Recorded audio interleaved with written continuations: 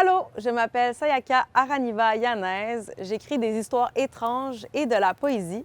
Je suis l'écrivaine derrière le recueil Je regarde de la porno quand je suis triste. J'ai aussi été libraire, co-gestionnaire pendant 6 ans dans un lieu très spécial dans mon cœur qui s'appelle Le Guélion, librairie féministe et coopérative de solidarité. Et présentement, je suis chargée de projet pour l'Association des bibliothèques publiques du Québec. Mais aujourd'hui, je vous emmène avec moi à la librairie Le Guélion, située dans le village de Montréal. Donc, je vous invite à me suivre. Alors, à la librairie, on a plusieurs livres pour tous les goûts et pour toutes les personnes. Et ce sont des livres qui ont été habilement sélectionnés par des libraires très passionnés. Et dans ces livres, on retrouve un genre qui est très populaire, il s'agit de l'essai. Donc, je suis actuellement entourée de différentes sections d'essais féministes, militants, politiques. Puis, il y a des sous-sections qui sont beaucoup plus précises pour des personnes qui viennent à la recherche de livres, que ce soit pour leur intérêt ou pour leurs études. On va retrouver notamment des essais sur le colonialisme et l'anticolonialisme, sur les mouvements sociaux, le système carcéral, sur les féminismes noirs et l'intersectionnalité. Puis, on a aussi des livres sur les relations, sexualité et plaisir. Donc, il y a vraiment de toutes sortes. Puis, je vais vous montrer quelques livres qui m'ont particulièrement marqué. Donc, il y a celui-ci de Starhawk qui s'appelle Comment s'organiser. Donc, moi, j'ai un passé en association étudiante, notamment au Cégep. Donc, j'ai toujours été vraiment passionnée par l'action collective et l'organisation. Donc, c'est un livre qui m'a appris beaucoup d'outils pour pouvoir opérer à l'intérieur d'une librairie autogérée. Donc, c'est-à-dire comment s'organiser de manière militante, politique et féministe. Donc, voilà ce livre.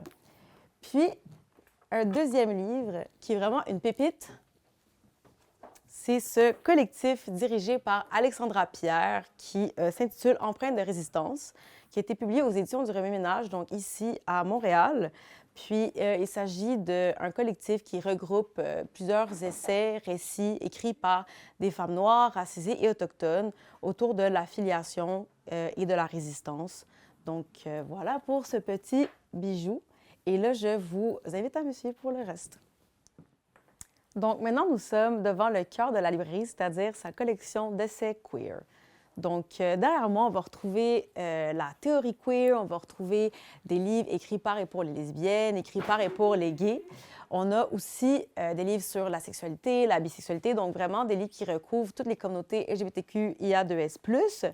Puis, on a aussi plein d'autres sections qui sont plus loin là-bas. Là, je vais juste lancer différentes sous-sections. Là, on a neurodiversité, care, santé mentale, féminisation et linguistique. On a éducation, handicap. Donc, on a vraiment beaucoup d'essais. Puis, 3 autres essais qui m'ont vraiment marqué, ça serait ce collectif d'essais qui s'intitule 11 brefs essais queer, qui fait partie d'une collection publiée aux éditions Somme Toute, qui rassemble tout le temps 11 autoristes autour d'un même sujet. Ici, il s'agit de la queerness. Donc, je trouve que c'est vraiment intéressant de voir un éventail d'expériences qui expérimentent justement avec qu'est-ce que c'est que la queerness. Donc, c'est très intéressant. Puis, on a cet autre collectif d'essais qui s'intitule Savoir les marges, qui regroupe, dans le fond, des actrices du milieu littéraire et universitaire pour discuter et explorer qu'est-ce que c'est que la recherche-création, qui est une discipline dans laquelle on peut aller étudier à l'université, qui rassemble la littérature autour de l'écriture et de la recherche. Donc, c'est super intéressant. Puis, finalement, un de mes essais préférés pour toute la vie, c'est le manuel rabat-joie féministe de Sarah Ahmed, qui est un vrai manuel de militance pour toutes les personnes qui sont fatiguées de l'oppression systémique. Je pense que c'est vraiment un livre qui nous montre comment on peut dérégler le système de l'intérieur, comment on peut être rabat-joie, comment on peut être politiquement agressif, puis montrer les dents, puis se défendre finalement. Donc, c'est vraiment quelque chose de précieux pour moi. Et on va continuer avec la suite. Alors maintenant, nous sommes dans la section poésie et romans. Donc, autant en poésie qu'en roman, on peut retrouver des livres en français, en anglais et en espagnol. Puis, dans les romans, on a aussi, autant en anglais qu'en français, on a des sous-sections pour des personnes qui ont des intérêts plus spécifiques.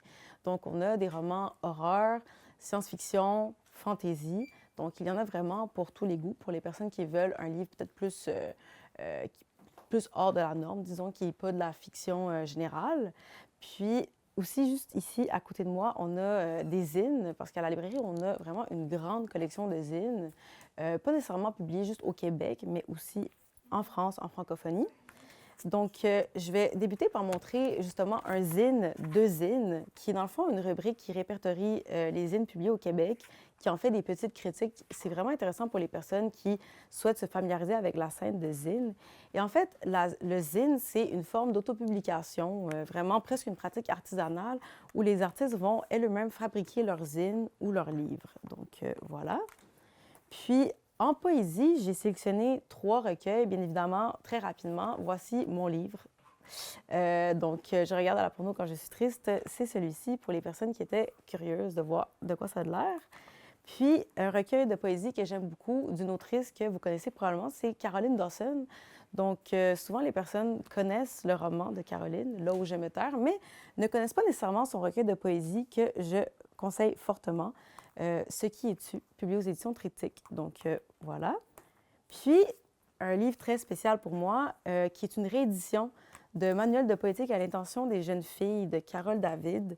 C'est très important pour moi parce que ce livre représente une forme de filiation féministe, car j'en ai écrit la préface et Carole David, c'est une voix féministe en poésie qui m'a profondément marquée. Donc, d'avoir eu la chance d'écrire la préface de ce livre et de montrer à quel point son legs était important dans la poésie contemporaine, c'est vraiment un cadeau. Donc, voilà.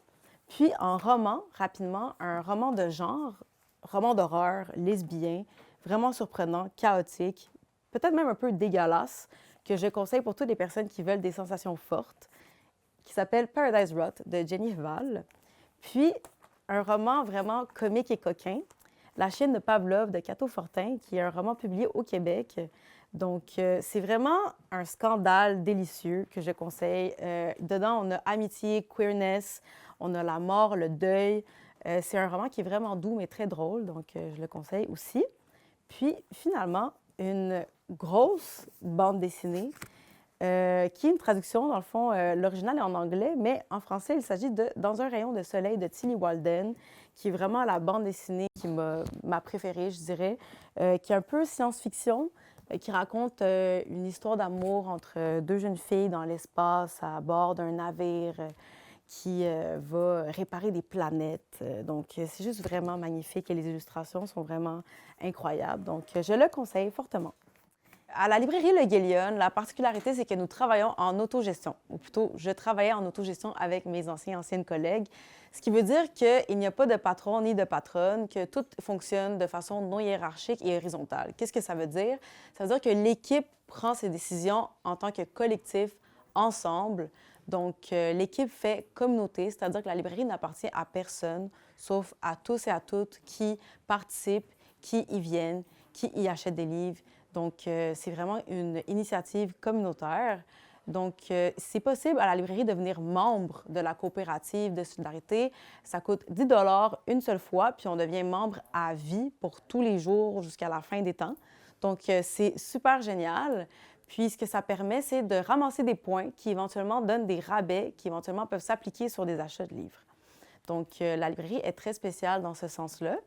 Et finalement, sur le plan littéraire, maintenant qu'on est devant les revues, à peu près, elles sont pas très loin de moi, quelque chose qu'on peut faire quand on étudie en littérature, c'est écrire et publier des textes dans des revues. Moi, personnellement, c'est ce que je fais. Donc, j'ai publié, en fait, je suis critique de poésie, donc je fais de la critique dans la revue Liberté, qui est une revue d'art et politique basée ici à Montréal. Puis aussi dans la revue Estuaire, qui a disparu parce que j'imagine que quelqu'un vient tout juste de l'acheter, qui est aussi une des plus... En fait, c'est la plus vieille revue de poésie au Québec. Donc voilà, on peut toujours pousser plus loin quand on est en littérature. Il y a plusieurs possibilités. Comme cet espace, le Guélion nous offre plusieurs possibilités de rassemblement, de militantisme et de communauté. Merci.